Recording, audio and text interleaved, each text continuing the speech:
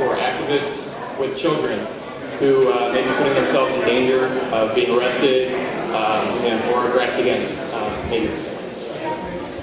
Yeah, well, I don't know if you all know my stance on parenting, but I think that your responsibility is to your children. I think that your responsibility is to your children. My argument, and I've done a whole video series on this on YouTube called The Mom and the Brain. My argument is that society improves when parenting improves. Most fundamental.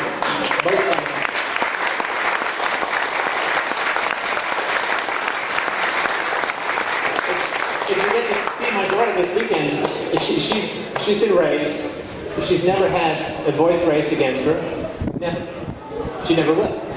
Never been sworn at. My wife and I don't raise our voices in our house. We never hit her. We've never. So she's growing up in a non-hierarchical environment. She's growing up without any aggression at all.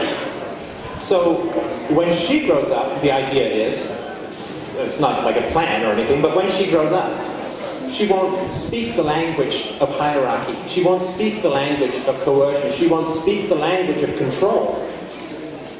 And so when she goes out into society and people say, well, you have to be controlled and you have to submit and you have to do this, it'd be like they're just speaking to her in Mandarin.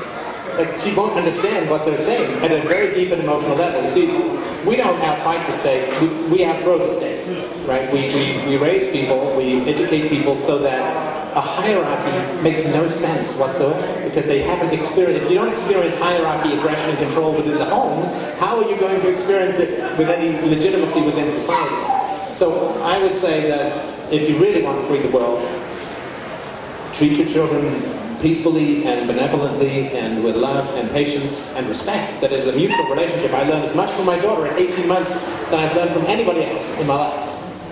And that mutuality, if people are used to that mutuality in the home, the state can't survive that. The state is built on this hierarchy within the home first and foremost. That's what it profits from. That's why you get schools where a teacher can control 35-year-olds because they've already been controlled at home. So I would say, focus on raising your children well and peacefully.